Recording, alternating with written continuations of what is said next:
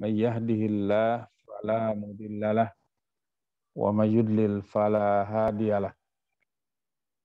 Wa asyhadu an la ilaha illallah wahdahu la syarikalah wa asyhadu anna Muhammadan abduhu wa rasuluh. Ya ayyuhalladzina amanu taqullaha haqqa tuqatih wa la tamutunna illa wa antum muslimun. Ya ayyuhan nasu taqu rabbakumul ladzi khalaqakum min nafsin wahidah wa khalaqa minha zawjaha wa bassa minhuma rijalan katsiran wa nisaa'a wattaqullaha alladzi tasaaluna bihi wal arham innallaha kana 'alaikum raqiba. Ya ayyuhalladzina amanu taqullaha wa qulu qawlan sadida yuslih lakum a'malakum wa yaghfir lakum dzunubakum wa may yuti'illaha wa rasulahu faqad faza fawzan 'azima. Amma ba'du fa inna asdaqal hadis kitabullah wa khairal huda huda Muhammadin sallallahu alaihi wasallam wa syarral umur muhdatsatuha wa kullu muhdatsatin bid'ah wa kullu bid'atin dhalalah wa kullu dhalalatin finnar. Para thalibul ilmi hafizakumullah wa iyyakum, alhamdulillah kita masih dipertemukan kembali untuk melanjutkan kuliah kita. Sebelum kita melanjutkan kepada tema yang berikutnya, saya ingin melanjutkan masih bicara tentang pilar dan prinsip-prinsip dakwah, di mana dari beberapa poin yang diambil dari muqaddimah dari kitab ini, yaitu dari Profesor Dr. Shalih bin Fauzan bin Abdullah Al-Fauzan hafizahullah ta'ala, baru 5 poin yang kita kaji, ya, di mana pilar-pilar dakwah yang benar itu saya ingatkan kembali, yang pertama adalah al-ilmu. Jadi dia harus tahu apa yang didakwahkan, bahwa dakwah itu, kalau kita kembali kepada firman Allah di surat Yusuf ayat 108, ala basirah, di atas basirah, yaitu seorang dai harus paham paling tidak 2 hal, yaitu pertama memahami dalil yang benar, yaitu itu al-ilmu, itu qala Allah, qala Rasul, qala sahabah, qala a'immatul mujtahidin, apa yang difirmankan Allah dalam Al-Qur'an, apa yang disabdakan oleh Rasulullah dalam hadisnya, apa yang dikatakan oleh para sahabat dan juga para imam mujtahid, ya, yang populer, Imam Nawawi, Imam Hanafi, Maliki, kemudian Syafi'i dan Ahmad bin Hambal rahimahullah ta'ala.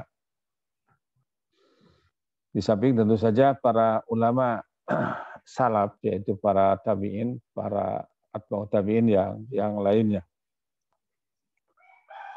Itu adalah yang dimaksud dengan ilmu. Jadi dai harus menjadikan Al-Quran dan hadis merupakan kebutuhan pokok yang pertama, karena itu yang akan kita dakwahkan.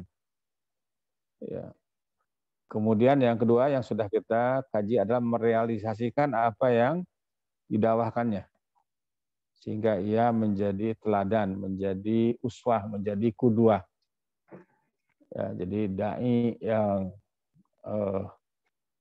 dan daiyah yang disebut dakwah bil hal, ya. Sebagaimana dikatakan bahwa lisanul hal afsahu min lisanil maqal. Bahasa perbuatan itu lebih fasih daripada bahasa ucapan. Jadi walaupun kita seorang dai itu berbicara menggebu-gebu, kemudian juga juga memahami apa yang dia katakan, tetapi kalau amalan perbuatannya tidak sejalan dengan apa yang dikatakannya, maka itu tidak akan sia-sia. Kemudian yang ketiga, ikhlas. Yaitu tentu saja ini adalah menjadikan dakwah tersebut murni untuk mencapai atau untuk mencari wajah Allah Subhanahu wa taala semata. Mengharapkan ridho Allah Subhanahu wa taala, mengharapkan pahala dari Allah Subhanahu wa taala.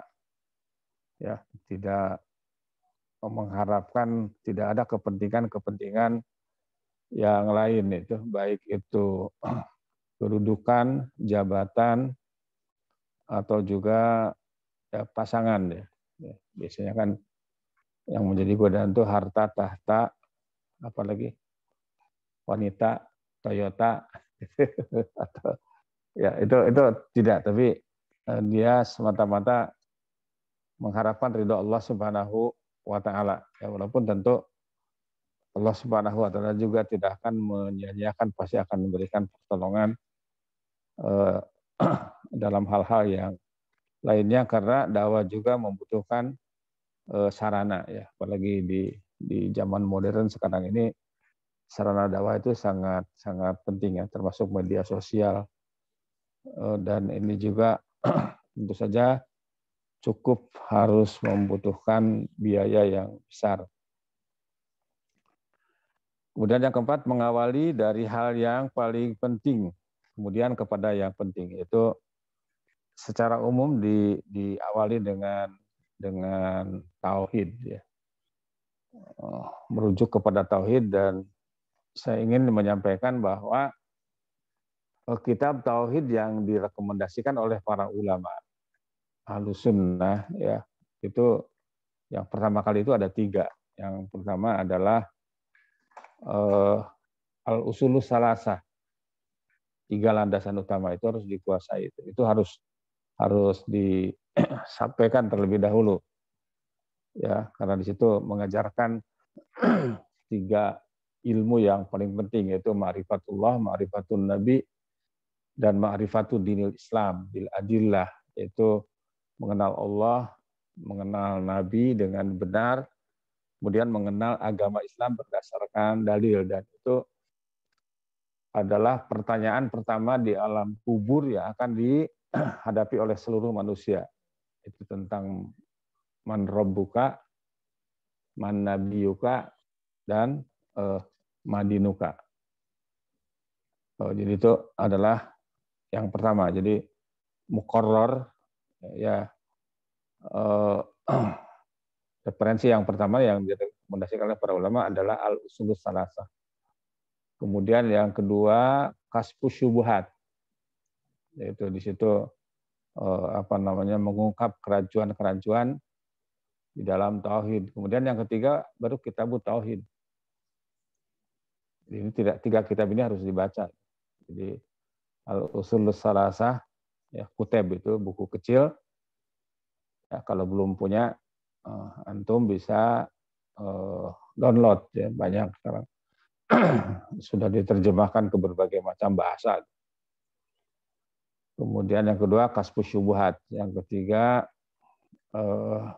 kitabut tauhid. Kitabut tauhid ini sudah disyarah oleh para ulama banyak sekali ya. Ada Fathul Majid, ada Qaulul Mufid, ada saya sendiri di rumah ada 4-5 mungkin kitab-kitab tauhid yang disyarah oleh para ulama mutamakin, oleh para ulama yang mumpuni di bidangnya.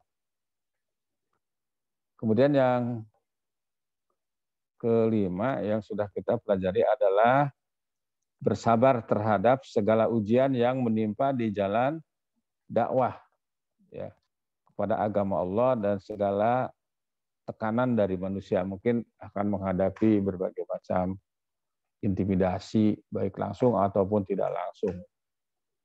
Apalagi sekarang ini secara moral kita sedang diintimidasi. Banyak teman-teman yang para dai yang sudah mulai turun ya, Qadarullah wa ma syaa fa'al. Hampir setiap hari sekarang ini ada aja kalimat-kalimat istirja di WhatsApp dan lain sebagainya itu yang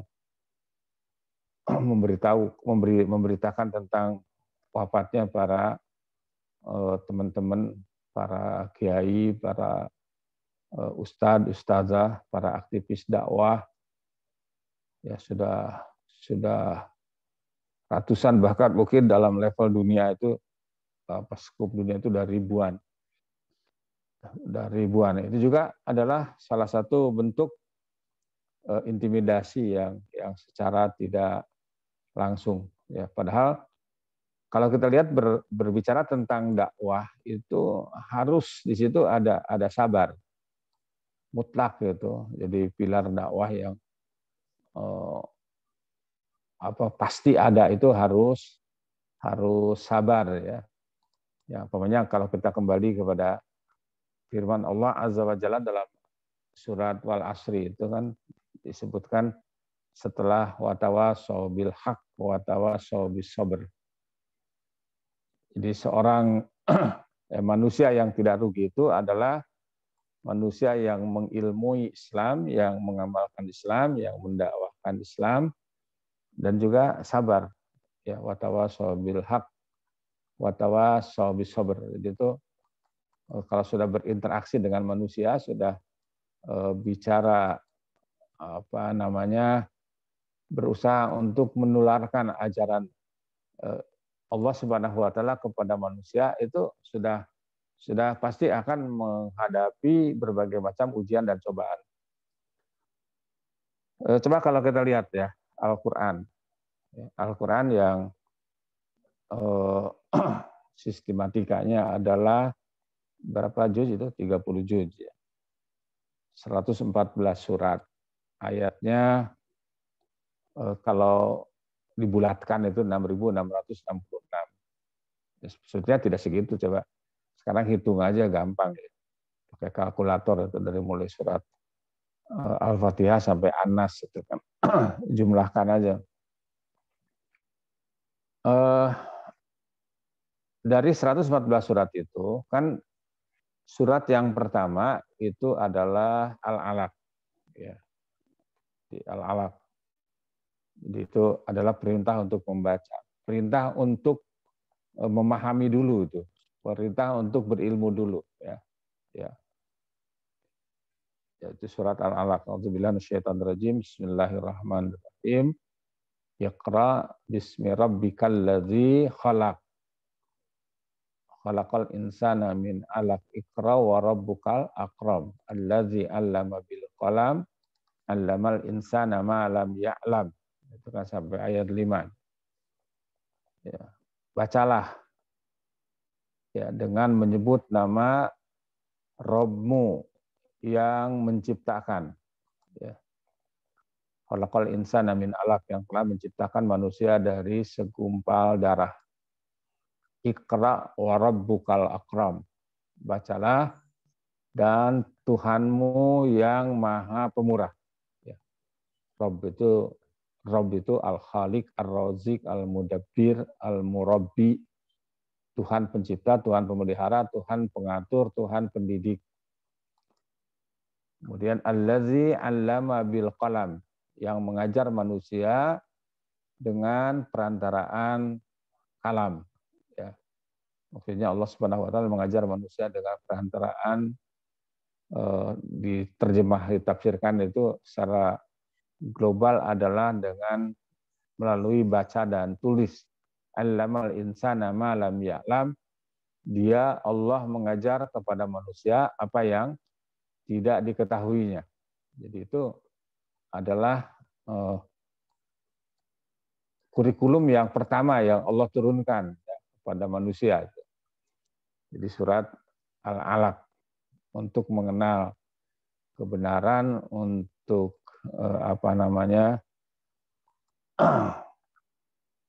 mengenal manusia, kemudian mengenal Allah, kemudian juga menerima pelajaran ya dari Allah Subhanahu wa taala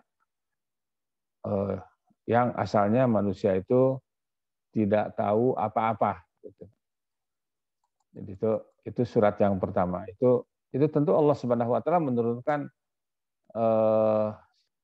surat seperti itu tidak tidak sia-sia gitu. Jadi pasti ada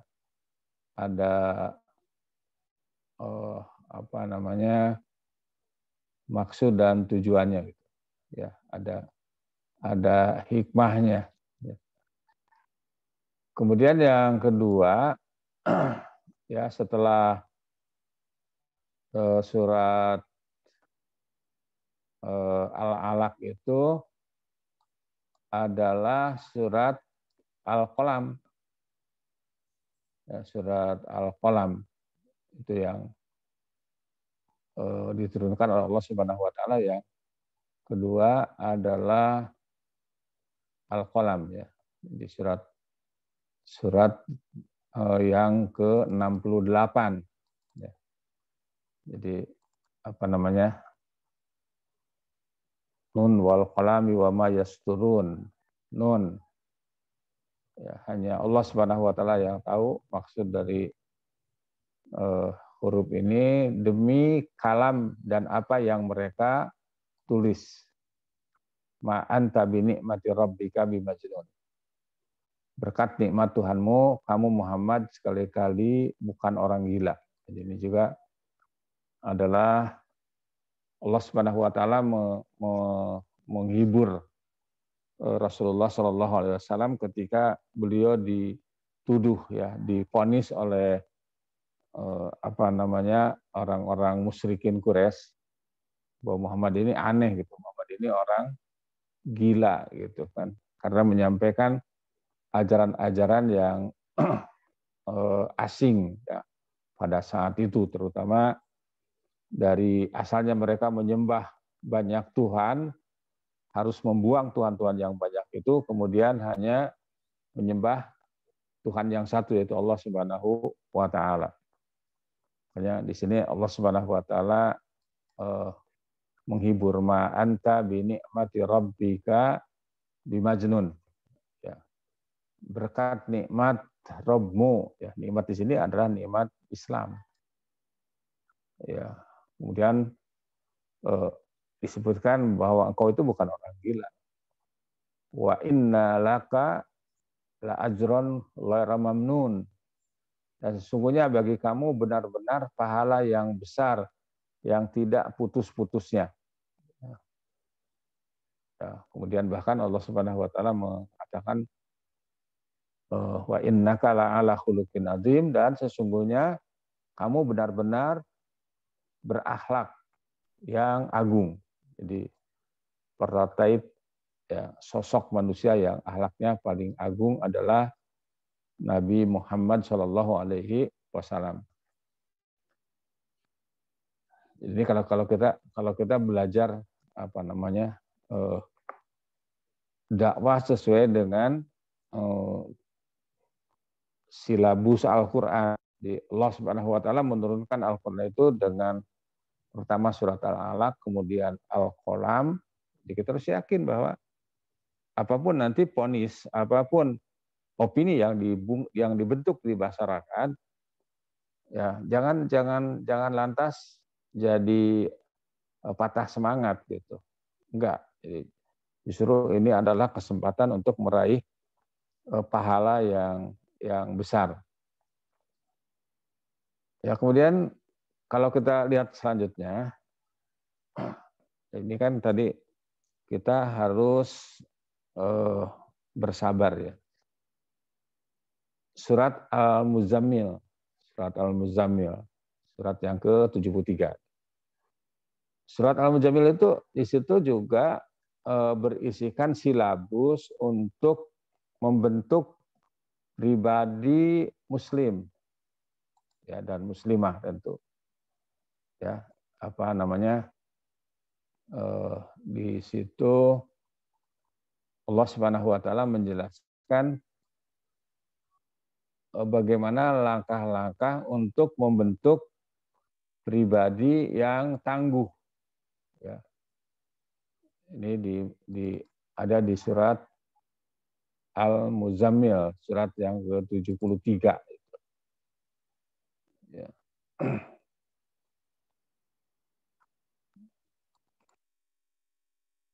Nah, di surat Al-Muzammil ini Allah Subhanahu wa taala menjelaskan beberapa hal. Ya. Pertama adalah seorang dai itu tidak cukup hanya melakukan ibadah-ibadah yang wajib saja gitu. Tapi harus ditambah ya. Nah, makanya di sini dimulai dengan ya ayyuhal muzammil, wahai orang-orang yang berselimut, itu kepada Nabi Shallallahu Alaihi Wasallam. Karena beliau ketika mendapatkan wahyu yang pertama itu menggigil kedinginan. Jadi lari itu dari Jabal Nur ke Mekah itu yang cukup jauh ya. Jabal Nur itu juga gua yang di situ ada gua Hira itu gunung yang tinggi yang terjal. Qumil laila illa qalila. Bangunlah untuk sholat malam kecuali sedikit. Jadi sholat malam itu minimal witir itu harus dijadikan bagian dari kepada kebutuhan setiap dai dan dainya. Nisfahu awin kus minhu qalila, yaitu setengahnya atau kurangilah dari setengah itu sedikit. Karena kan waktu witir itu panjang ya, dari ba'da isya sampai menjelang subuh. Aujid alaihi, ya, atau lebih dari 1/2 malam. Boleh lebih, boleh kurang. Kemudian yang kedua, warattilil Qur'ana tartila.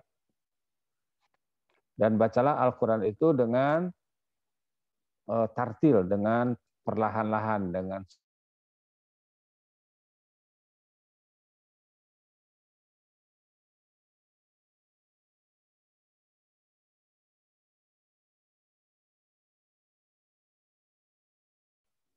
harus mengemban beban yang sangat berat, yaitu di samping tadi mengamalkan Islam juga mendakwahkan Islam.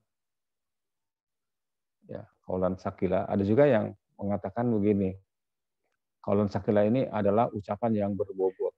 Di seorang dai yang daiyah yang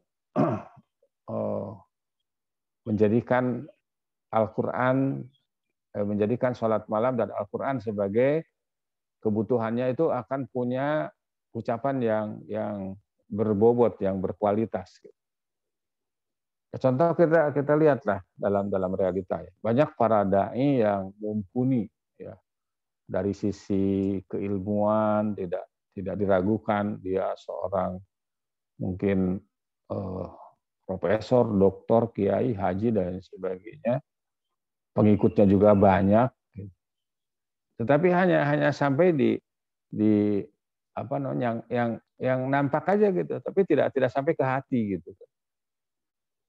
Tidak membentuk satu katakanlah jamaah ya, yang di situ ada al-qiyadah wal jundiyah, ada pemimpin, ada yang dipimpin, ada panglima, ada prajurit, sehingga apa namanya jamaahnya itu udah siap aja gitu. Kalau diberikan komando untuk berbuat itu udah siap aja.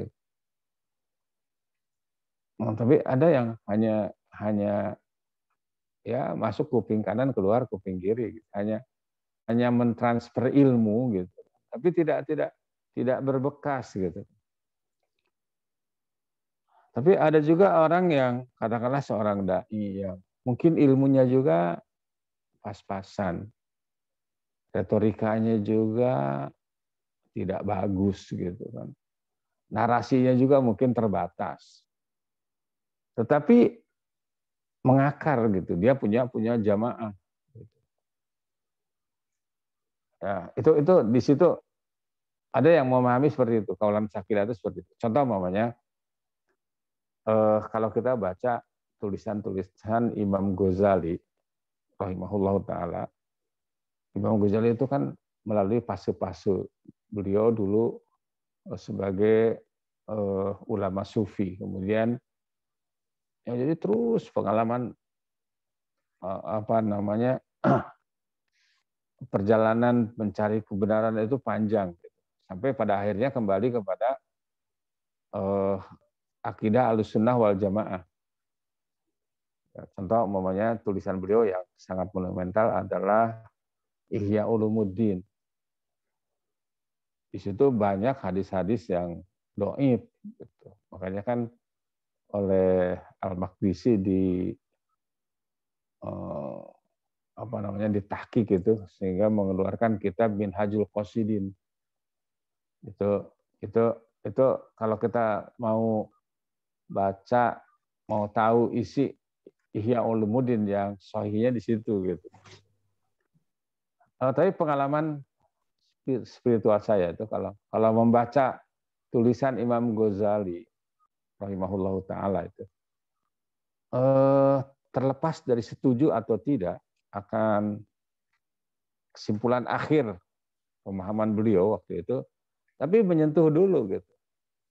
Menyentuh dulu gitu. Jadi ke hati dulu, ke domir dulu gitu.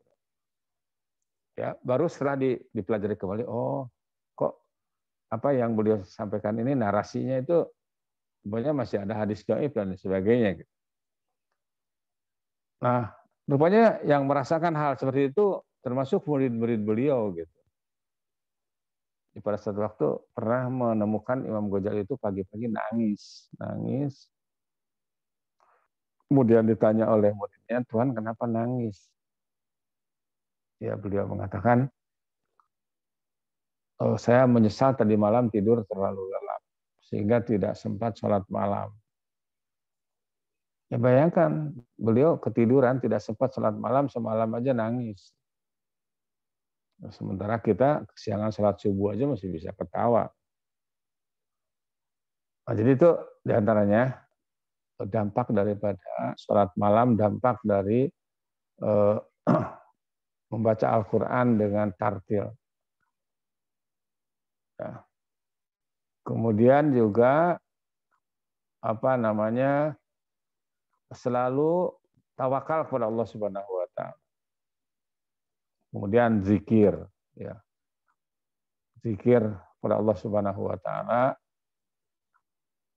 Nah, di dalam proses pembentukan pribadi itu sendiri kan tentu akan terjadi ya sekaligus pembentukan opini gitu kan.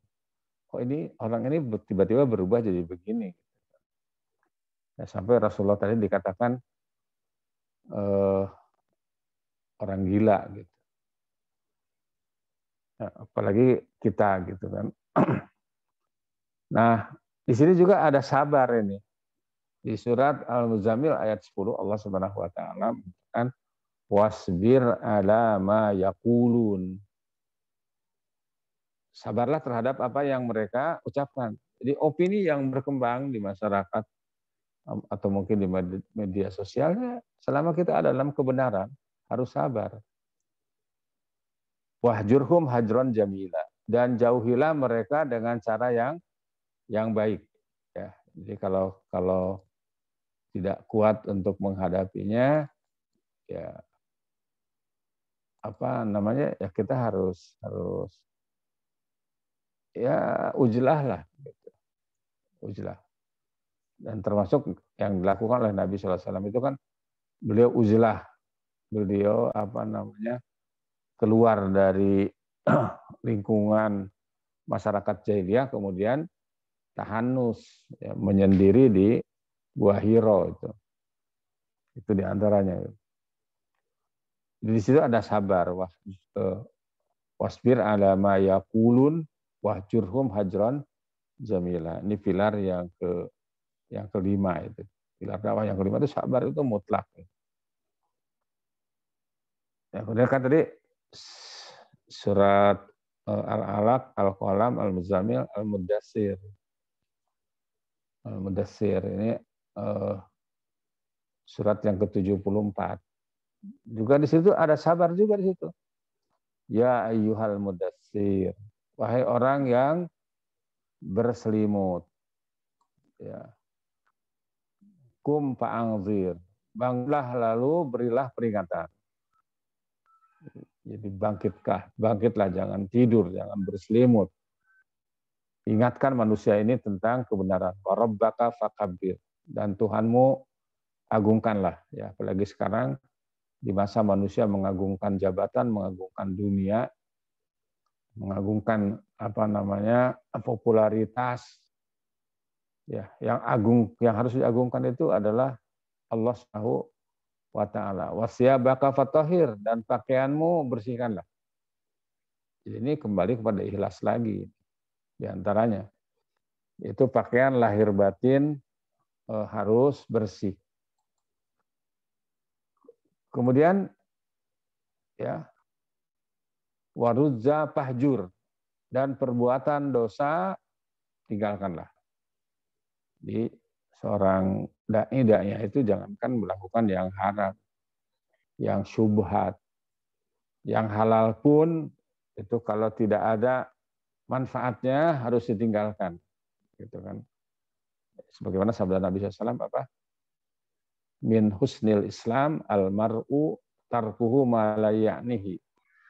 Di antara kebaikan dalam Islam itu seseorang meninggalkan sesuatu yang tidak bermanfaat. Gitu. Saya punya teman dulu, sahabat saya yang perokok. Jadi meninggalkan rokok itu kan tidak mudah. Jadi dia rokoknya itu rokok yang paling mahal lah untuk ukuran orang Indonesia. Tapi karena terus belajar, bersama-sama belajar ngaji, akhirnya putuskan kita harus berhenti merokok. Tapi dia itu belum bisa meninggalkan megang rokok gitu. Jadi masih megang, kemudian dicium. Lama-lama dia berpikir juga gitu. Oh iya juga ya. Kalau saya menjadi seorang muslim yang baik, kenapa mesti begini gitu. Dia cerita sama saya ingat karena hadis itu. Min husnil Islam al mar'u tarkuhu ma la ya'nihi. Di antara kebaikan Islam itu seseorang meninggalkan sesuatu yang tidak bermanfaat gitu. Apalagi yang haram, yang subhat, yang makruh pun, yang halal pun kalau tidak ada manfaatnya jangan dilakukan. Kemudian wala tamnun tastaksir, dan janganlah kamu memberi dengan maksud memperoleh balasan yang lebih banyak. Jadi ada motif-motif tadi duniawi ya. Ya kan kemampuan mad'u kita itu bermacam-macam. Ya, alhamdulillah saya ditakdirkan oleh Allah Subhanahu wa taala menghadapi berbagai macam mad'u. Ya, ada yang ihtiram, yang menghormati kita, ada yang kadang-kadang merendahkan kita. Ya, ada yang ya Masya Allah sekarang ini jadi terseleksi gitu ya. Terseleksi ya, ada sekarang ini kan banyak dai-dai ustaz-ustaz papan atas istilah. Jadi kalau kita minta dia sampai harus antri ya sekian tahun gitu. Kemudian juga harus menyediakan ya itu akhirnya kan jadi begitu gitu. Harus menyediakan transport yang cukup besar. Nah ini juga satu godaan, walatamnun tastaksir. Makanya Allah mengingatkan sejak awal, dan janganlah kamu memberi dengan maksud memperoleh balasan yang lebih banyak. Saya pernah bertemu dengan orang yang waktu itu ngajak makan sama saya di salah satu restoran. Ya, dan dia di situ sebagai mungkin pemegang saham. Dia cerita, Ustaz, anak kecewa dengan Ustaz Fulan. Dia bilang, kenapa? Anak pernah katanya minta dia, Ustaz bisa ngisi nggak di tempat anak? Gitu. Kapan? Sebutkan waktunya, jamnya. Oh nggak bisa anak sudah isi nih, sudah padat. Ya udah. Tidak lama setelah itu ada yang telepon temannya gitu kan, terus dia bilang, antum kan kenal dengan Ustadz Fulan. Ya emang kenapa? Ini bos anak minta dia untuk ngisi kajian. Kapan? Sebutkan waktunya itu sama dengan permintaan dia tadi. Gini, antum langsung aja hubungi nih. Ini nomor kontaknya. Udah gitu, udah jalan. Udah lewat waktu itu, waktu yang ditentukan itu dia tanya lagi sama temannya. Jadi enggak Ustadz Fulan tuh ngisi? Jadi katanya.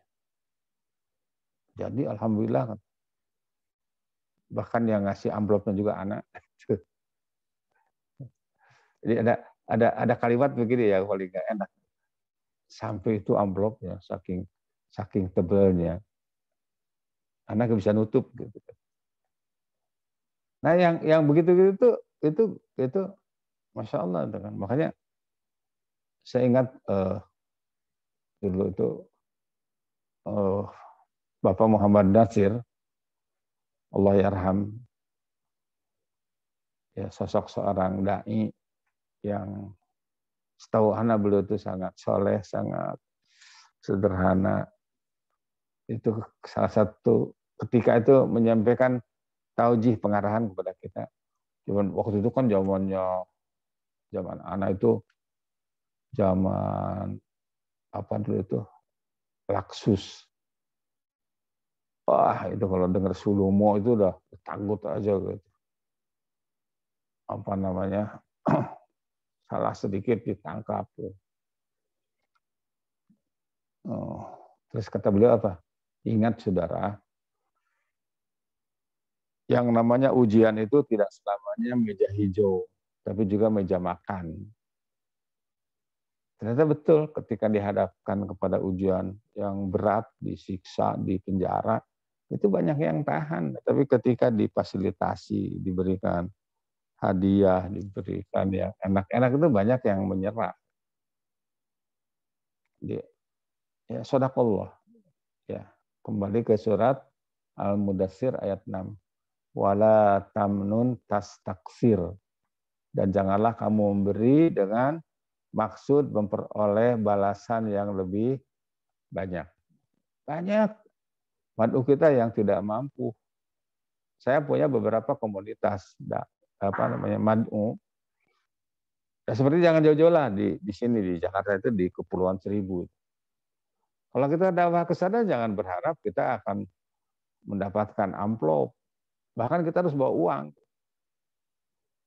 Pertama kali saya dakwah di sana dulu, ingat sekali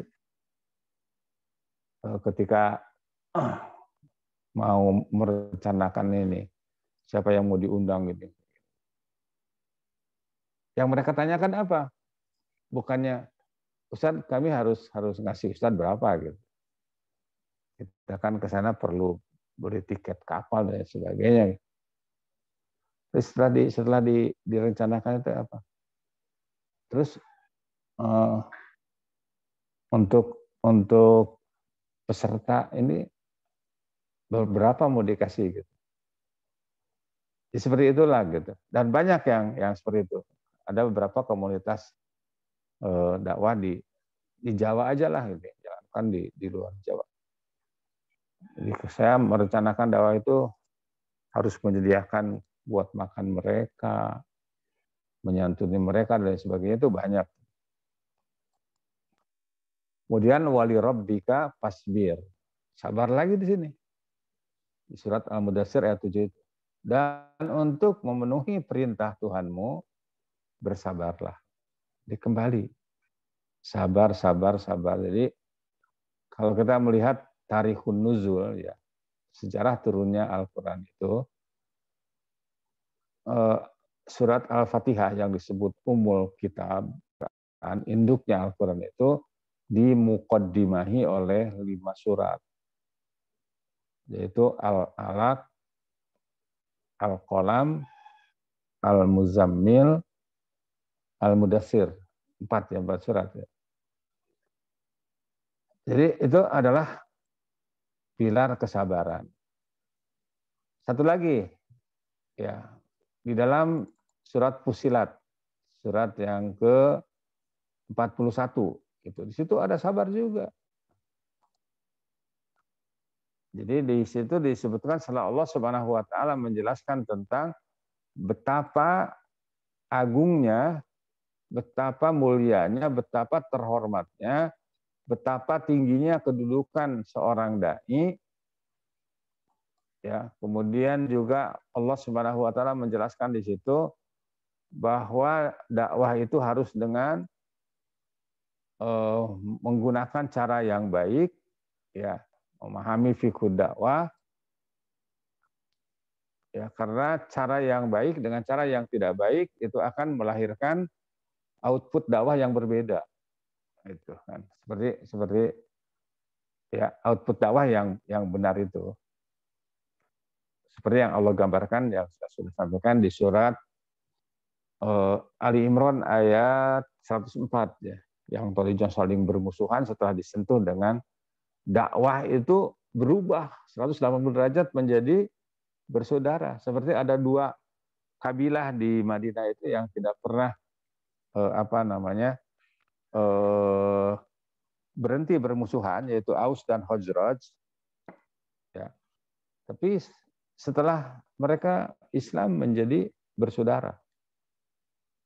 Wadhkuru ni'matallahi 'alaikum id kuntum a'daan fa'allafa baina qulubikum fa asbahtum bi ni'matihi ikhwana.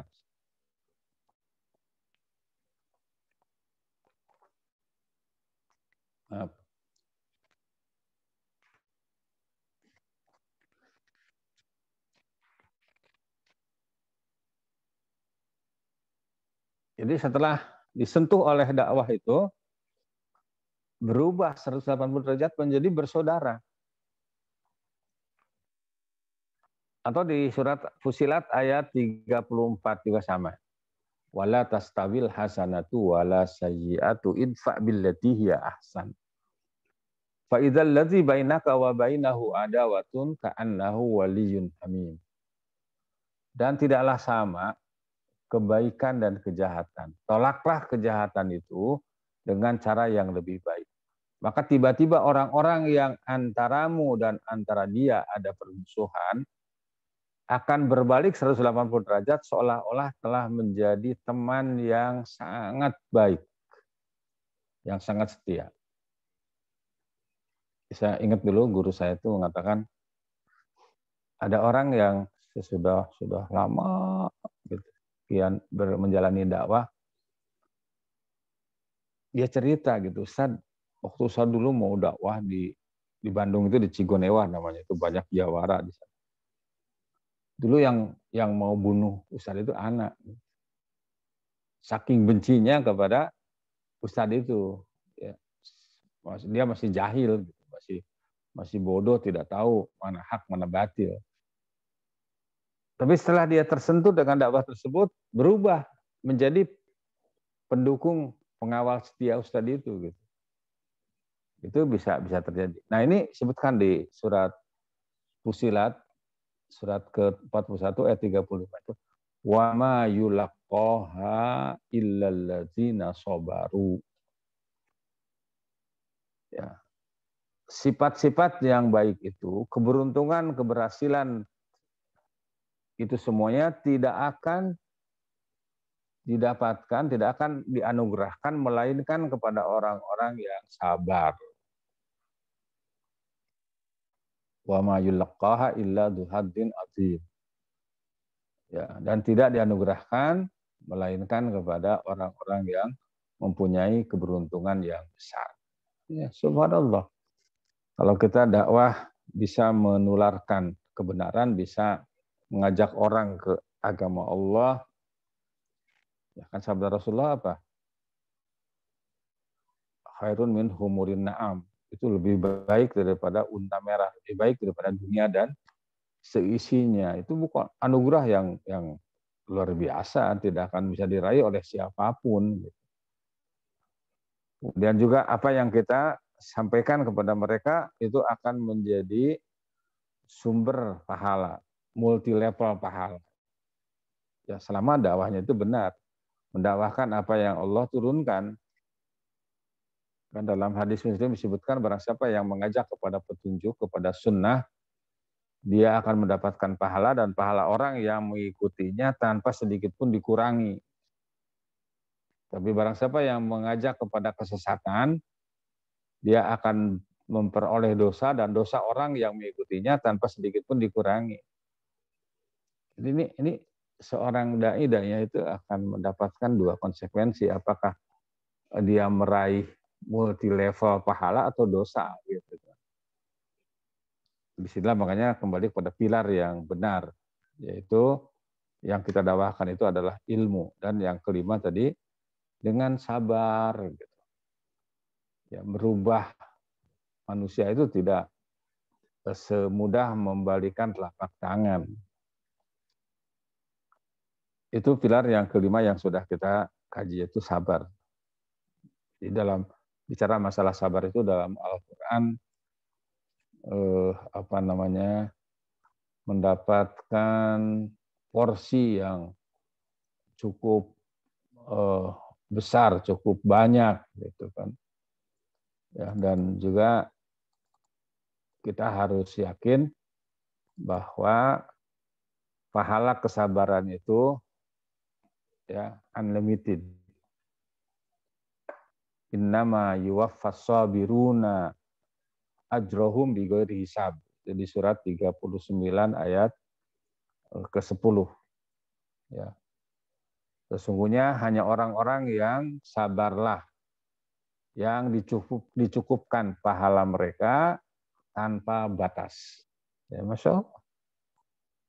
Jadi pahala yang akan dia dapatkan itu tanpa batas. Kemudian kita lanjutkan, pilar yang keenam, berhias diri dengan akhlak mulia adalah keharusan bagi seorang dai. Ya, makanya kan kalau kita lihat bagaimana skenario Allah Subhanahu wa taala mempersiapkan Nabi Muhammad SAW menjadi seorang dai yang terbaik sepanjang masa. Yang Allah persiapkan terlebih dahulu adalah membentuk beliau sebagai orang yang berakhlak baik. Sehingga sebelum menjadi nabi, beliau itu sudah dikenal sebagai Al-Amin, pemuda terpercaya. Disebutkan oleh Syekh Fauzan di sini, seorang dai hendaknya menggunakan jalan yang hikmah, bijaksana dalam berdakwah. Dengan jalan inilah maka dakwahnya akan lebih mudah untuk diterima.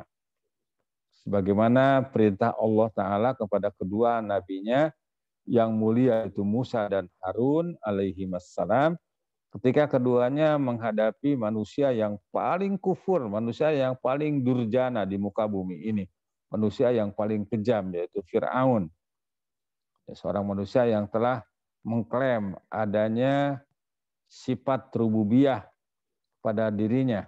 Ya, jadi Fir'aun itu memang manusia yang super zalim gitu kan. Sampai-sampai mengakui dia itu sebagai Tuhan yang maha tinggi. Ana rabbukumul a'la. Saya ini Tuhan kalian yang maha tinggi gitu. Tapi ketika Allah Azza wa Jalla memerintahkan Nabi Musa dan Harun alaihissalam untuk mendakwahi Fir'aun, ya Allah Ta'ala berfirman, apa pesan Allah Azza wa Jalla kepada dua Rasul ini? Faqula lahu qawlan layyina la'allahu yatadzakkaru au yahsya. Surat Toha, surat ke-20 ayat 44. Maka berbicaralah kamu berdua kepadanya, kepada Fir'aun, dengan kata-kata yang lemah lembut. Mudah-mudahan ia sadar atau takut. Gitu. Ya, Masya Allah. Jadi tidak menyuruh untuk dicaci maki, untuk dicerca, tetapi qaulal layyina. Ya. Atau di ayat yang lain yang dikutip oleh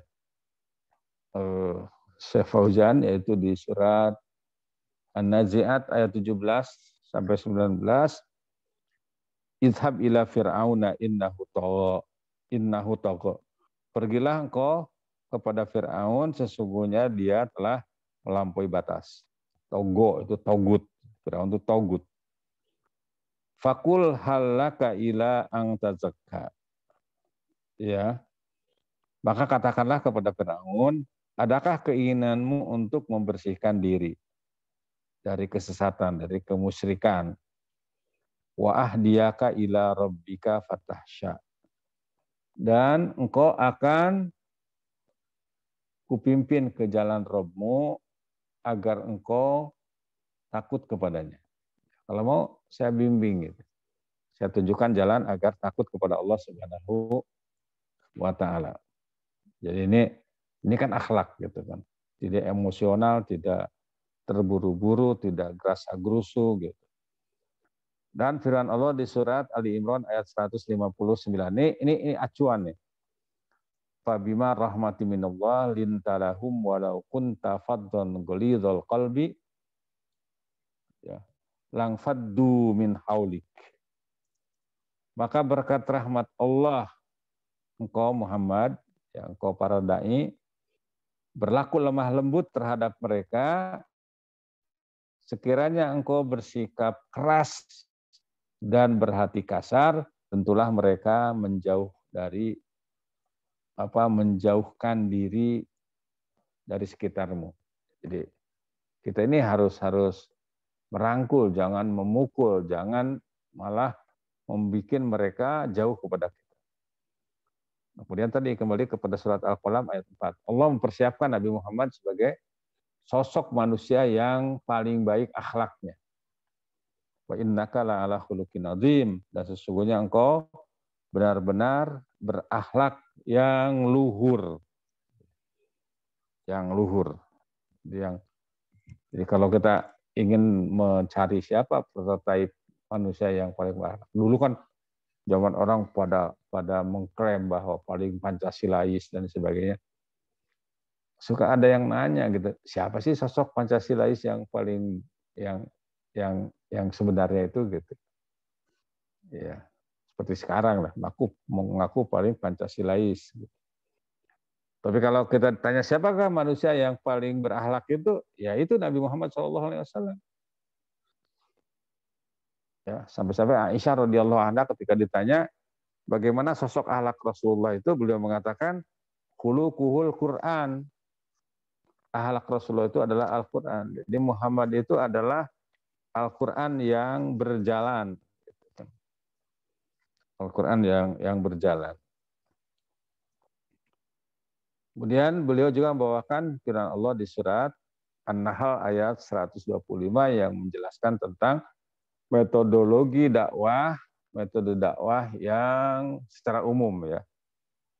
Itu ud'u ila sabili rabbika bil hikmah wal mau'izatil hasanah wajadilhum billati hiya ahsan. Di surat 16 ayat 125. Ya. Ud'u ila sabili rabbika bil hikmah.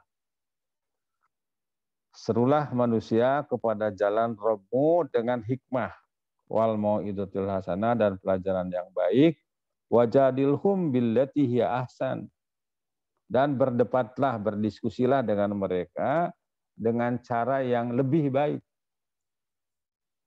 Inna rabbaka a'lamu biman dhalla an sabilihi wa huwa a'lamu bil muhtadin. Ya. Sesungguhnya Rabbmu dialah yang lebih mengetahui tentang siapa yang tersesat dari jalannya, dan dialah yang lebih mengetahui orang-orang yang mendapatkan petunjuk. Jadi di sini makanya kan tadi orientasi dakwah itu bukan hasil tapi proses. Nabi Nuh berdakwah kurang lebih 950 tahun hanya mendapatkan satu kapal. Ya, dalam hadis itu disebutkan juga nanti di akhirat itu ada rasul yang tidak ada pengikutnya, ada yang satu dua, tapi tidak dikatakan gagal. Ya, karena orientasi dakwah itu bukan mengumpulkan banyak orang, tapi sampai atau tidaknya kebenaran yang datang dari Allah Subhanahu wa taala. Jadi itu bil hikmah. Kalau kita buka dalam terjemahan Kemenag itu ada catatan kaki itu. Hikmah ialah perkataan yang tegas dan benar yang dapat membedakan antara yang baik dengan yang batil. Itu bukan hikmah itu bijaksana bijaksini gitu kan. Bukan. Kadang-kadang orang mau menghilangkan bid'ah ikut dulu, enggak. Hikmah itu juga ada yang mengatakan bahwa isobatul haq bil akli bil ilmi wal akli, menyampaikan kebenaran sesuai dengan latar belakang ilmu dan akalnya, sesuai dengan latar belakang intelektualnya. Kalau kata sahabat yang mulia Ali bin Abi Thalib itu apa ya? Khatibin nas ala qadri ukulihim. Ajaklah bicara manusia itu sesuai dengan kadar akal mereka. Jadi kan di dalam mad'u kita itu macam-macam ya. Ada karyawan, ada guru, ada dosen, ada mahasiswa, ada pelajar, ada petani, ada teknokrat dan lain sebagainya. Ada pejabat, macam-macam itu. Ya. Dan itu semuanya harus kita sentuh. Harus kita sentuh. Kemudian kita lanjutkan pilar yang ketujuh di halaman ke-14. Seorang dai hendaknya memiliki cita-cita yang kuat. Tiadalah ia berputus asa dengan pengaruh dakwah dan hidayah kaumnya. Ia juga tidak berputus asa dari kemenangan dan pertolongan dari Allah Ta'ala. Meskipun waktu terasa begitu panjang dan masa penantiannya begitu lama. Para utusan Allah alaihissalam adalah sebaik-baik teladan dalam masalah tersebut. Ya, inilah Nabi Nuh alaihissalam. Beliau menetap bersama kaumnya selama 950 tahun sambil menyeru mereka ke jalan Allah Subhanahu wa taala. Itu siang malam itu. Kita baru seminggu sekali aja udah jenuh gitu. Dan inilah Nabi kita Muhammad SAW di saat tekanan orang-orang kafir terasa memuncak. Beliau ditemui oleh malaikat penjaga gunung. Malaikat tersebut meminta izin untuk menimpakan gunung, ya, Ahsyabain, nama dua buah gunung kepada mereka. Jadi ini kan ketika Nabi SAW hijrah dari sebelum ke Madinah itu dari Mekah ke Taif, karena Taif itu terkenal penduduknya ramah-ramah, kemudian tempatnya juga indah, ya. Kemudian beliau ke sana. Tapi apa yang terjadi? Beliau bukan disambut dengan gembira, tapi dengan lemparan batu dan potongan besi sehingga sekujur tubuh beliau berlumuran darah. Sampai ada malaikat penjaga gunung. Jadi ada tugas malaikat yang menjaga gunung, menawarkan gunung Ahsabain, nama dua buah gunung. Ya, sampai sekarang itu gunung itu dipagar di Taif itu. Apa namanya? Ya Muhammad, aku tidak tega, tidak rela melihat engkau diperlakukan seperti ini oleh orang-orang Taif. Seandainya engkau ingin, minta kepada Allah Subhanahu wa taala untuk membinasakan orang-orang Taif ini, dan aku akan balikan gunung ini agar mereka itu hancur, agar mereka binasa. Tapi apa jawaban Rasulullah SAW terhadap tawaran malaikat penjaga gunung ini? La, bal ista'ni bihim, la Allah an yakhruja min aslabihim. Ya, man ya'budullaha wahdahu la syarikalah. Jangan, bahkan aku membiarkan mereka. Mudah-mudahan nanti Allah mengeluarkan dari tulang rusuk mereka segolongan manusia yang beribadah hanya kepada Allah. Hanya kepada Allah semata dan tidak menyekutukannya. Artinya, ya udahlah, nggak usah dihancurkan. Siapa tahu nanti dia akan melahirkan anak-anak generasi yang mentauhidkan Allah Subhanahu wa taala. Jadi beliau masih berharap gitu. Masih optimis lah. Kalaupun mereka bersikap seperti itu, insya Allah keturunannya akan tidak seperti mereka. Di saat seorang dai menanggalkan sifat ini, maka dia hanya mampu berdiri di awal jalan dan kembali pulang dengan tantangan yang hampa. Bahkan Rasulullah itu kan mendoakan orang taib itu apa? Ada doa yang populer itu, Allahumma hdi qaumi fa innahum la ya'lam. Ya Allah, berikanlah petunjuk pada kaumku ini karena sesungguhnya mereka itu tidak mengetahui. Jadi mereka bersifat kasar, bersifat jelek, bersikap sadis. Kata beliau, fa innahum la ya'lamun. Karena mereka itu tidak tahu karena kebodohan mereka. Sampai seperti itulah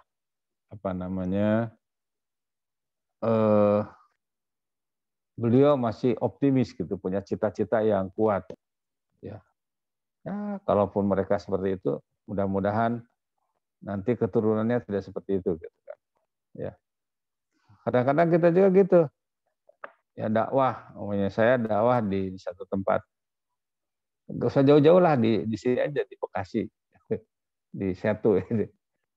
Udah puluhan tahun gitu lihat orang-orang itu gak ada perubahannya gitu. Tapi kita terus tidak berhenti, kita buka sekolah, buka TK, buka SD, buka SMP, buka SMA, buka pesantren dengan harapan mudah-mudahan generasi yang akan datang itu lebih baik daripada mereka. Jadi itu harus optimis lah.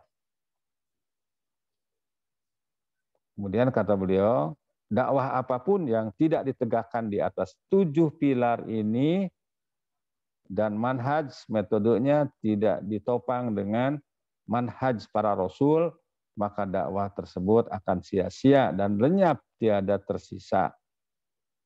Ia hanya menjadikan dirinya lebih tanpa berdaya guna. Bukti terbaik dalam masalah ini adalah jamaah dakwah masa kini yang merumuskan formula dakwahnya berlainan dengan manhajnya para rasul. Jamaah dakwah ini telah melalaikan sisi pembangunan akidah kecuali sedikit saja pada mereka. Mereka menyeru supaya perbaikan reformasi di sisi-sisi lain. Jadi ini 7 pilar ini kata beliau mutlak dibutuhkan kalau ingin dakwah yang benar. Ya.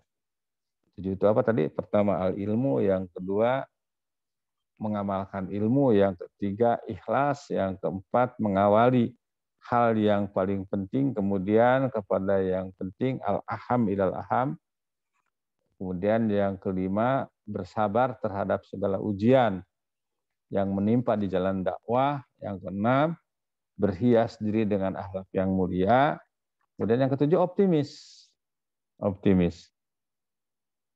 Beliau memberikan contoh di sini, ada sebuah jamaah yang hanya menggembar-gemborkan upaya perbaikan hukum dan politik saja. Menuntut pelaksanaan had, hukuman serta perwujudan syariat Islamiyah pada saat menegakkan hukum di antara manusia. Meski ini pada hakikatnya merupakan sisi yang penting untuk diperhatikan, tapi ia tidak menjadi sesuatu yang paling vital. Bagaimana ia bisa menuntut pelaksanaan hukum Allah kepada pencuri dan penzina sebelum menuntut pelaksanaan hukum Allah yang berlaku atas orang-orang musyrik? Bagaimana ia bisa menuntut pelaksanaan hukum Allah kepada 2 orang yang sedang berseteru dalam permasalahan kambing dan unta sebelum ia menuntut pelaksanaan hukum Allah yang berlaku atas para penyembah berhala atau paganisme, penyembah kuburan, kuburiyun, juga terhadap orang-orang yang mengingkari nama-nama dan sifat-sifat Allah, serta terhadap orang-orang yang meniadakan dan merubah konteks kalimat-kalimatnya. Apakah tindak kriminalitas mereka tidak lebih berat dibanding dengan orang-orang yang berzina, minum khamr, dan mencuri? Sungguh pelanggaran yang mereka lakukan adalah tindak kejahatan terhadap hak hamba Allah. Sedangkan perbuatan syirik, meniadakan nama-nama dan sifat-sifat Allah, merupakan tindak kejahatan terhadap hak Khalik, sang pencipta. Tentu hak Khalik lebih diutamakan daripada hak para makhluk. Jadi makanya kan disebutkan syirik itu dosa yang paling besar, syirik itu kriminal yang paling kriminal, syirik itu kejahatan yang paling jahat. Makanya dimulai dari situ dulu. Syekhul Islam Ibnu Taimiyah rahimahullahu taala berkata dalam kitabnya Al-Istiqamah, ya. Kita tahu Ibnu Taimiyah adalah seorang ulama yang luar biasa, yang Allah berikan kemampuan yang luar biasa, karomah yang luar biasa, ya, dan diberikan umur yang singkat, usia 36 tahun beliau sudah wafat, sehingga tidak sempat berumah tangga, makanya tidak ada keturunan beliau. Beliau mengatakan, hadhihi dzunub ma'as sihhatit tauhid khairun min fasadit tauhid ma'a hadhihi dzunub. Dosa-dosa ini apabila diiringi dengan tauhid yang benar adalah lebih baik daripada tauhid yang rusak meskipun tidak melakukan dosa-dosa tersebut. Ada jamaah lain yang mengatasnamakan dakwah tetapi ia berjalan di atas manhaj metode berbeda dengan manhaj yang ditempuh oleh para rasul. Kemudian dalam konteks ini beliau juga mengingatkan kepada kita, ya, ini jaminan Allah Subhanahu wa taala bagi orang-orang yang mendakwahkan tauhid dengan baik dan benar. Itu diantaranya di surat An-Nur ayat 55.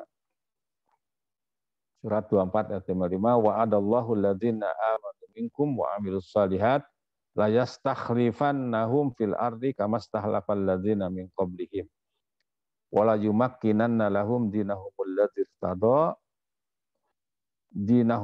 irtada lahum wa la yubaddilannahum min ba'di khaufihim amna ya'budunani la yusyrikuna bi syai'a wa man kafara ba'da dzalika fa ulaika humul fasiqun.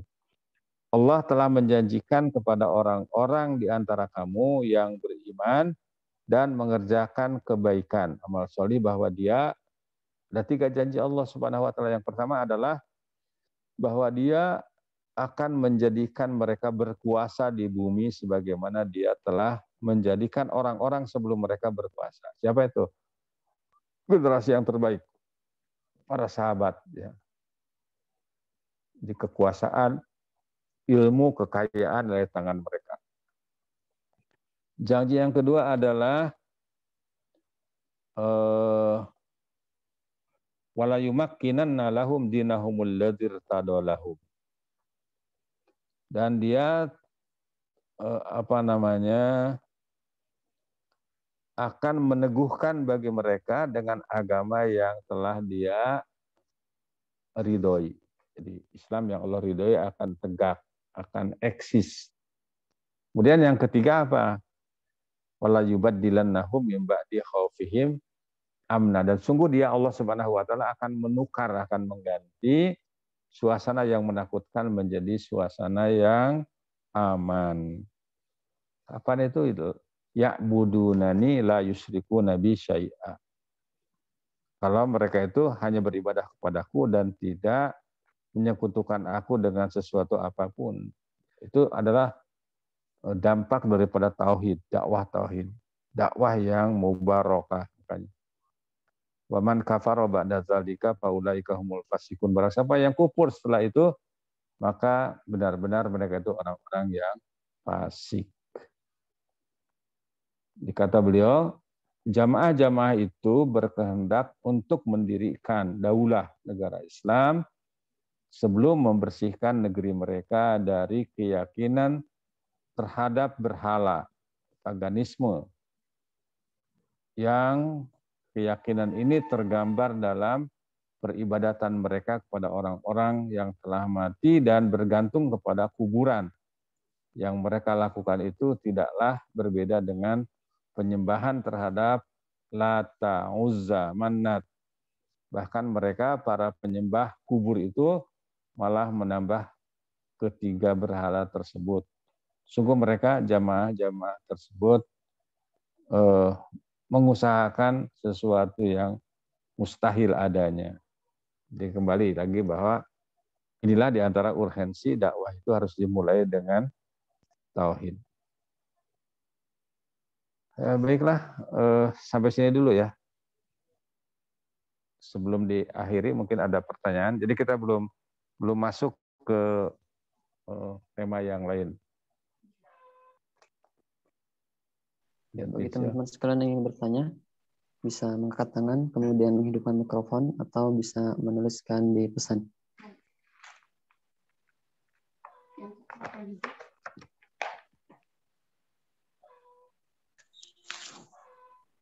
Bismillah Ustaz, izin bertanya Ustaz. Silakan. Bismillah, Assalamualaikum Ustaz. Di awal tadi Ustaz ada pernyataan ataupun nasihat Ustaz bahwa dilarang bagi kita untuk ketika berniat suatu kebaikan berharap imbalan. Tapi Ustaz, kalau kita berharap imbalan itu hanya dari Allah SWT, Ustaz, apakah itu juga tidak boleh, Ustaz? Dari awal sudah misalnya berbuat baik ataupun itu ya harapannya Allah membalas ini untuk kebaikan kita di akhirat, Ustaz. Apakah itu juga salah satu penjelasannya, Ustaz? Ustaz. Ya, terima kasih. Barakallahu fiik. Pertama kita harus bekerja itu dengan ikhlas. Kalau kita bekerja dengan ikhlas, itu tadi sudah pasti akan mendapatkan pahala yang besar dari Allah Subhanahu wa Ta'ala. Itu yang pertama. Yang kedua, seorang mukmin itu kan harus yakin ya bahwa Allah Subhanahu wa Ta'ala yang akan memberikan rizki, dan rizki itu bagi manusia itu ya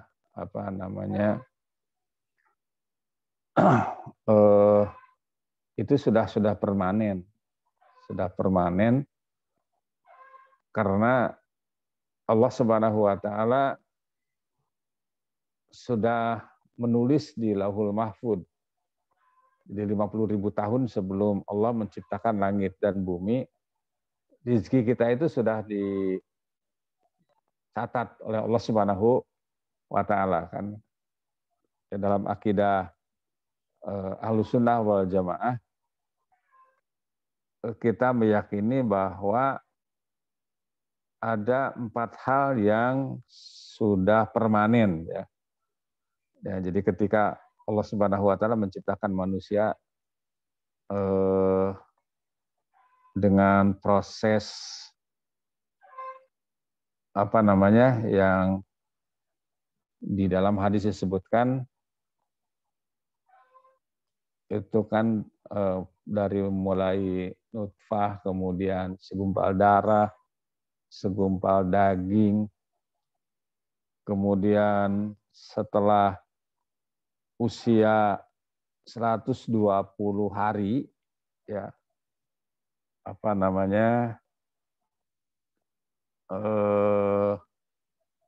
sudah usia berarti 4 bulan ya.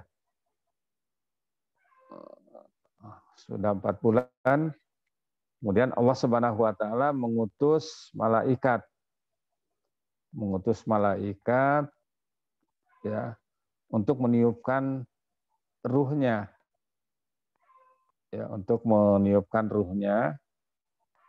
ya fayan puhu fihi ruh wa yu'maru bi arba'i kalimat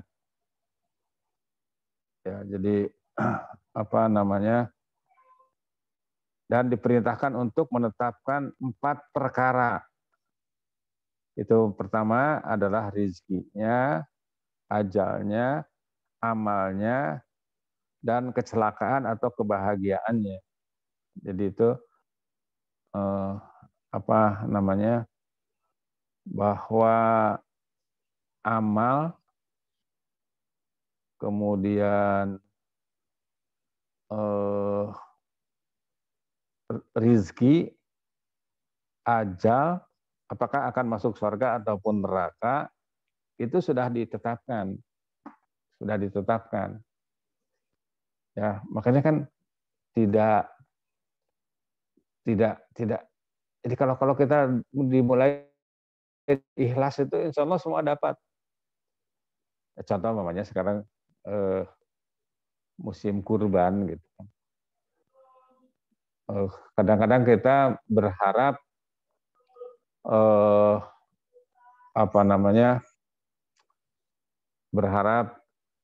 dari orang-orang dari agnia lah gitu, para agnia untuk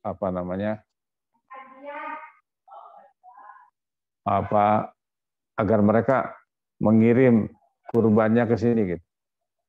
Ada sih alhamdulillah.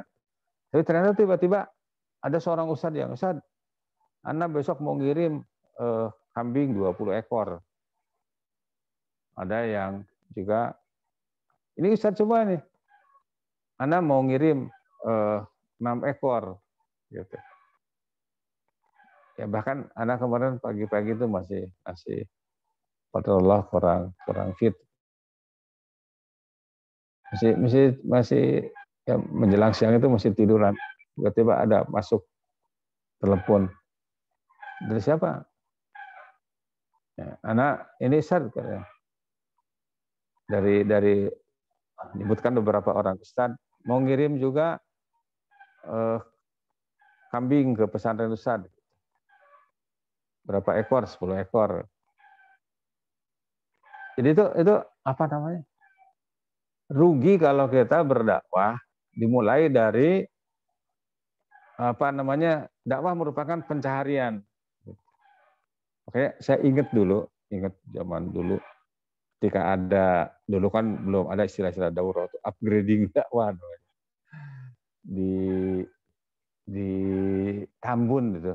Ikat yang memberikan materi itu salah satunya tuh Pak Miftah Farid, sekarang Profesor Dr. Miftah Farid. Hafizahullah Ta'ala, sekarang udah sepuh, Ketua Majelis Ulama Jawa Barat. Dulu masih muda. Itu beliau mengatakan begini, sebelum saudara melanjutkan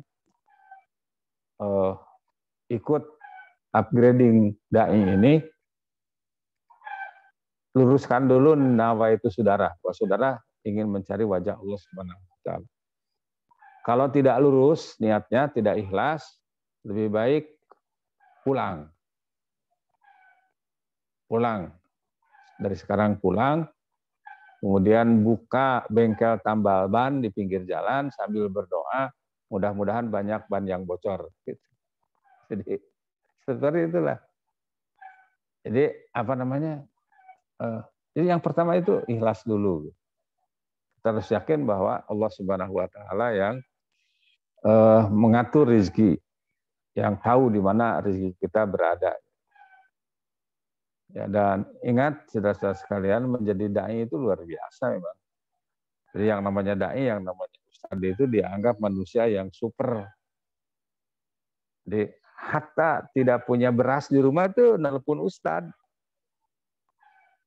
Ya, usahanya bangkrut juga minta nasihat kepada ustadz, padahal ustadz bukan pengusaha gitu. Nah, itu artinya begini. Kalau kita dakwah semata-mata mencari dunia, ketika tidak dapat akan kecewa. Dan pahala yang besar tidak akan didapatkan. Tetapi kalau kita ikhlas, dunia pun insya Allah dapat. Kalaupun tidak dapat, sudah pasti Allah Subhanahu wa Ta'ala menyiapkan balasan yang lebih besar. Artinya, jangan dijadikan sebagai mata pencaharian. Ya, apa namanya?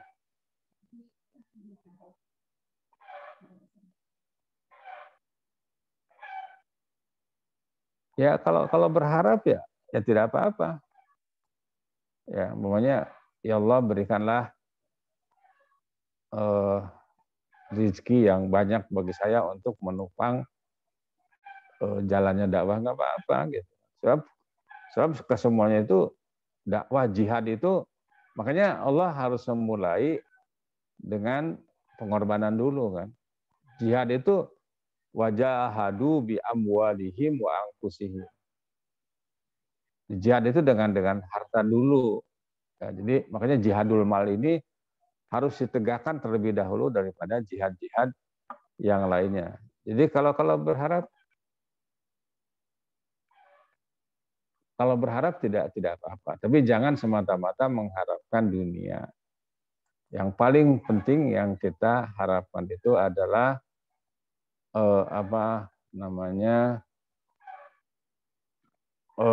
keridhaan Allah Subhanahu wa Ta'ala. Karena tugas kita ini berat, ya. Jadi kandungan makna dakwah itu kan pertama an-nashr, menyebarkan kebenaran. Yang kedua al-balag, menyampaikan kebenaran. Yang ketiga al-ikna, menyadarkan manusia. Kemudian juga dakwah itu mempropagandakan ajaran Allah Subhanahu wa Ta'ala. Makanya disinilah cakupan ilmu dakwah itu, ya kita sekarang sedang mempelajari metode dakwah. Penting itu. Ya, kalau metode itu kan bisa saja berdasarkan pengalaman, berdasarkan realita. Kemudian yang kedua manhaj. Manhaj jalan dakwah yang benar itu adalah jalan dakwah para nabi dan rasul. Jadi juga kemudian perjalanan dakwah ini tadi dikatakan tidak mudah, tidak ditaburi dengan berbagai macam keindahan, tapi justru sebaliknya banyak rintangan-rintangan dan cobaan-cobaan. Ya.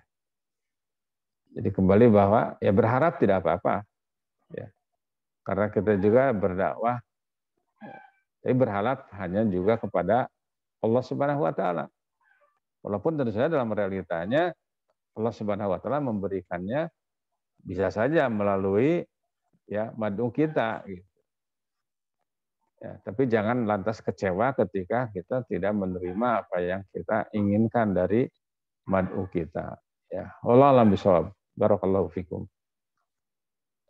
Syukran Ustaz, jazakallahu khair. Wa barakallahu fikum. Kemudian ada pertanyaan kedua Ustaz. Mengenai apa makna dari kalimah al-mudaththir dan al-muzammil. Karena artinya sama-sama orang yang berselimut. Jadi apa bedanya makna al-mudaththir dan al-muzammil, Ustaz? Ya, secara bahasa sama saja ya. Hanya tadi kan itu sebutan bagi Rasulullah SAW ketika beliau kedinginan gitu kan.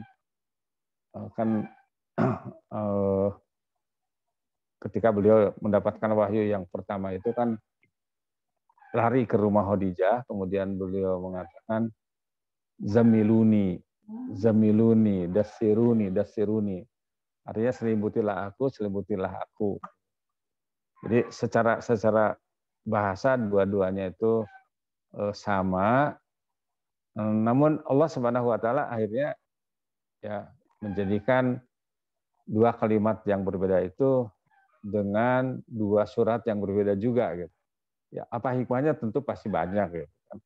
Cuman dari dua realita yang ada dalam Al-Qur'an ini sendiri bisa kita ambil ibrah pelajaran di antaranya. Ternyata di surat Al-Muzammil itu Allah Subhanahu wa taala mengajarkan bagaimana mempersiapkan membentuk pribadi muslim yang baik menjadi seorang yang tangguh ya secara individual. Kemudian yang kedua di surat Al-Mudatsir itu lebih kepada menjelaskan ketika berinteraksi dengan orang lain gitu kan. Ya, wallahu a'lam bishawab, tapi itulah di antara hikmah yang bisa kita ambil. Wallahu a'lam bishawab. Kemudian selanjutnya ada pertanyaan di postingan ini, apa Ustaz? Ana mau bertanya mengenai apa makna dari kalimat tadi. Yang kedua, apa para akhwat diperkenankan dalam berdakwah atau boleh sampai keluar safar atau hanya di dalam kota saja? Ya boleh asal ada mahram gitu kan. Ya, dan apa namanya justru sekarang ini yang ana rasakan yang paling kurang itu adalah para daiyah akhwat yang bisa memberikan kajian-kajian gitu kan. Dan banyak itu yang membutuhkan ya kajian-kajian tentang tahsin, tahfidz, ya kemudian juga taklim dalam pengertian yang benar tadi, tajwidul ulum itu sekarang ini sangat membutuhkan para daiyah akhwat. Ya, saya di beberapa tempat di kantor-kantor umpamanya banyak para peserta kajian itu para akhwat yang kesulitan untuk mencari tenaga-tenaga pengajar. Umpamanya ketika hari Jumat, itu kan waktu istirahatnya panjang. Ketika karyawan yang laki-laki itu Jumatan, mereka nganggur kan. Mereka minta gitu. Ustaz tolong carikan daiyah yang bisa mengajar kami gitu kan. Nah, itu tidak mengapa. Ya, jadi dan tidak terbatas di dalam kota saja. Ya, kemanapun ya boleh, tentu harus ada mahram. Mahram itu bisa suami, bisa orang tua, bisa saudara laki-laki ya yang mendampingi keamanan dia. Ya, tidak terbatas di dalam kota saja, kemanapun ya diperbolehkan. Ya tentu saja mad'u daiyahnya itu adalah akhwat, ya tidak tampil di depan laki-laki. Ya wallahu a'lam bishawab. Kemudian pertanyaan ketiga, Ana ingin bertanya untuk Al-Imam Ya. Ghazali, apakah beliau merupakan imam Ahlussunnah wal Jamaah? Ya, baiklah, Imam Ghazali adalah termasuk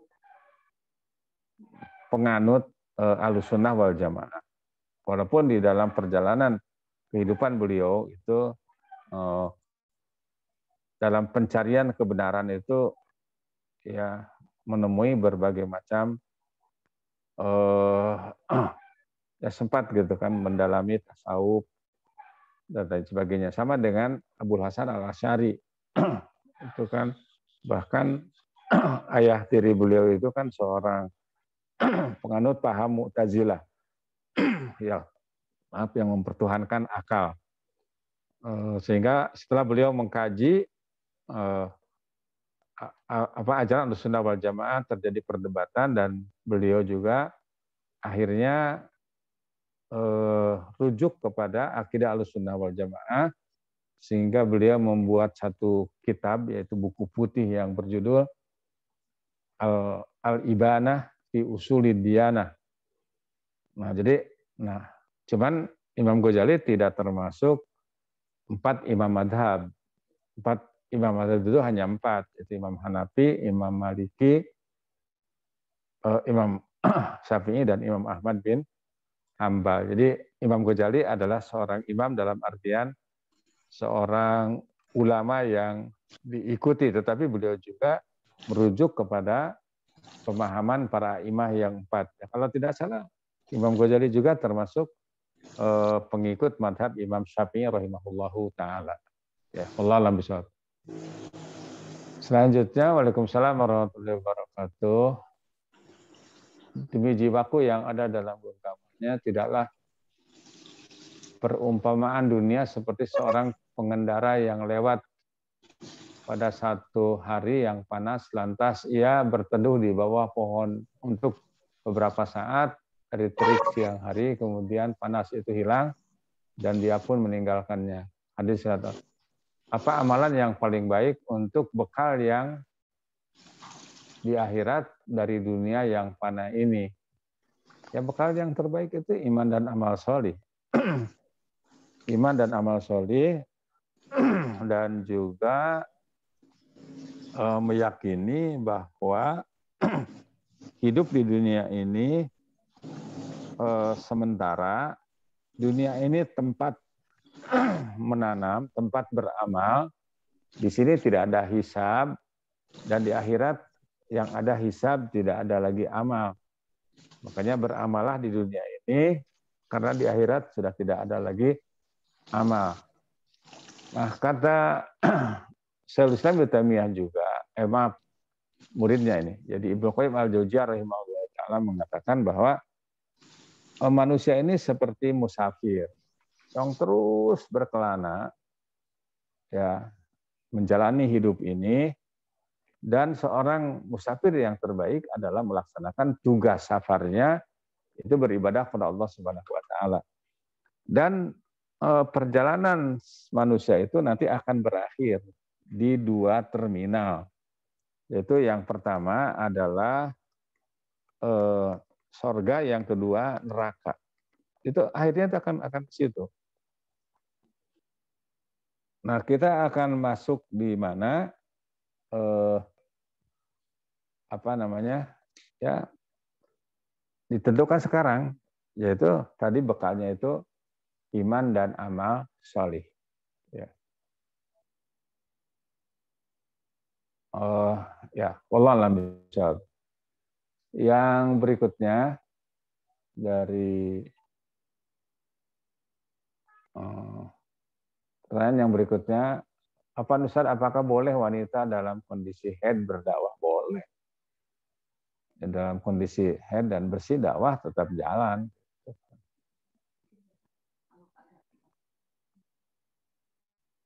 Hanya tentu saja harus menghindari menyentuh mushaf Al-Quran. Sekarang kan banyak opsi ya. Kita juga bisa mendownload di handphone, di laptop dan lain sebagainya. Ya, karena yang diperselisihkan boleh atau tidak itu adalah menyentuh mushafnya. Ya, wallahu a'lam bishawab. Baiklah, kalau tidak ada lagi. Ada satu, Ustaz. Atau dibatasi sampai sini aja dulu ya. Satu lagi terakhir ya. Pak Azhar. Silakan Pak Azhar. Kalau ingin bertanya. Assalamualaikum Ustaz. Waalaikumsalam warahmatullahi wabarakatuh. Afan Ustaz, tadi Ustaz banyak nyinggung masalah dakwah. Ini karena berhubungan sama tugas kita sebagai seorang yang beriman kan, kita ini kan semuanya seorang dai ya Ustaz ya. Dan di zaman akhir zaman gini, zaman penuh fitnah terus segala macam,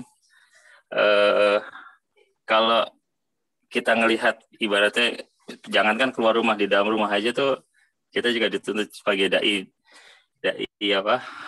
buat keluarga kita gitu, atau ketika kita keluar tetangga kita terus segala macam. Nah, ini kan berarti tugas kita banyak banget Ustaz ya. Kalau misalnya boleh diprioritaskan, itu apa ya Ustaz? Karena perintahnya juga semuanya kayak qu anfusakum wa ahlikum nar, keluarga. Terus pelihara tetanggamu. Nah, prioritasnya itu seperti apa? Ditambah juga nanti ketika kita berhadapan dengan orang yang memiliki pemahaman-pemahaman tertentu, padahal dia saudara juga, seorang muslim juga, tapi atau juga bahkan kita berhadapan dengan orang kafir juga. Ya. Avansat. Gini deh, Ustaz. Ya. Ya baiklah, terima kasih Pak Jar. Jazakumullah khairan. Prioritas dakwah itu tentu saja diri sendiri dan keluarga. Ya, sesuai tadi firman Allah Azza wa Jalla dalam Al-Quran surat At-Tahrim ayat 6 ya.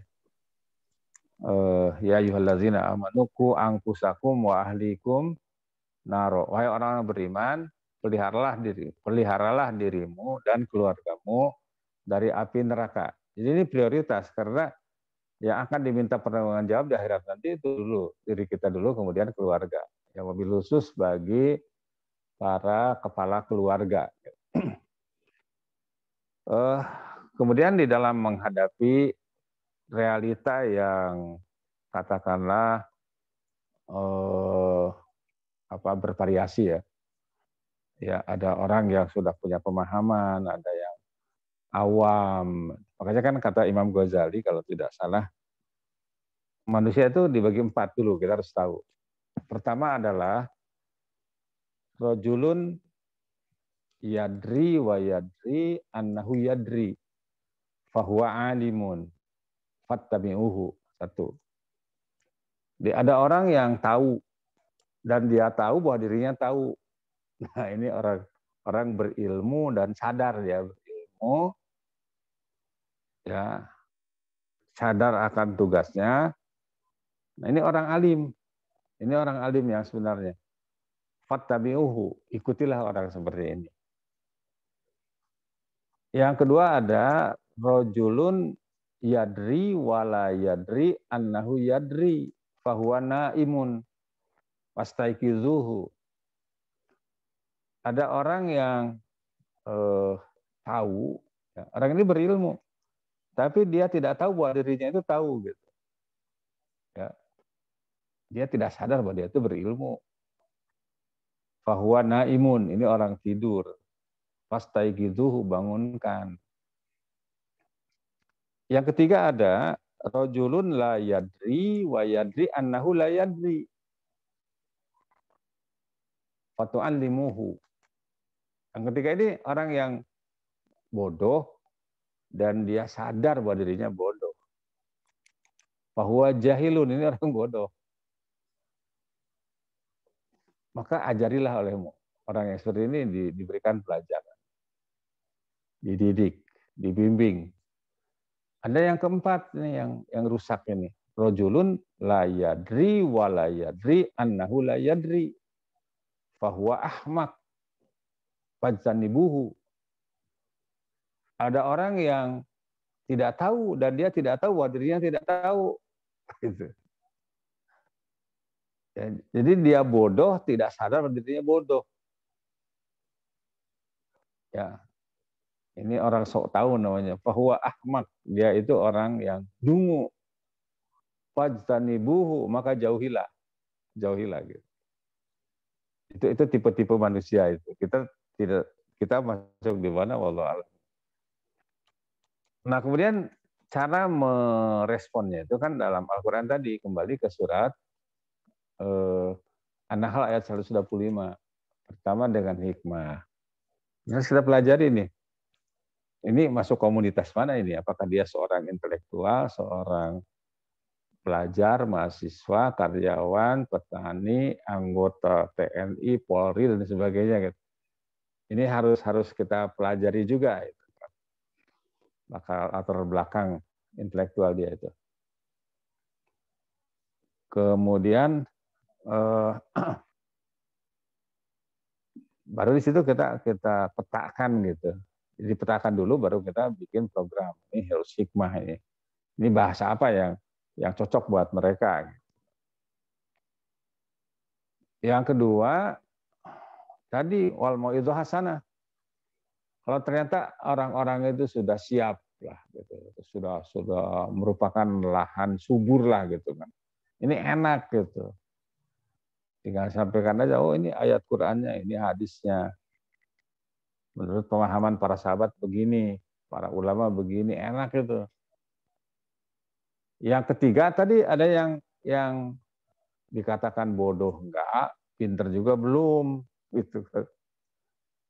Nah ini tanggung. Nah itu yang ketiga itu. Mujadalah billati hiya ahsan. Berdebat dengan cara yang lebih baik.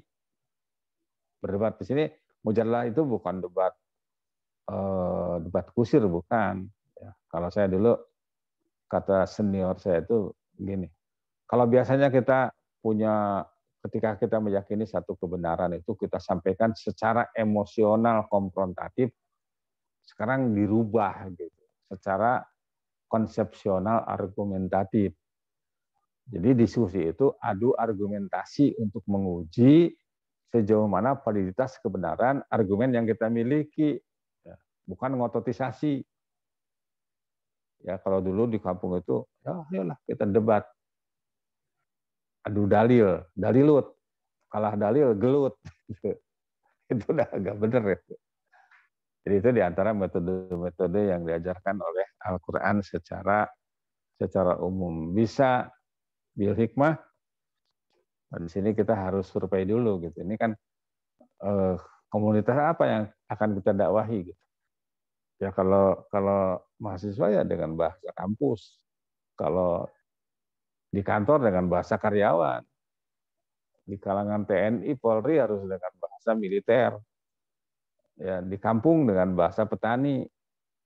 Ya, itu. Jadi kita harus berusaha berikhtiar memperbaiki atau menerapkan proses yang lebih baik. Adapun hasilnya kita serahkan kepada Allah Subhanahu wa taala. Nanti kita akan kaji juga insyaallah agar kita tidak kecewa, syarat-syarat apa saja yang harus ditegakkan oleh seseorang pencari hidayah untuk memperoleh hidayah Allah Azza wa Jalla.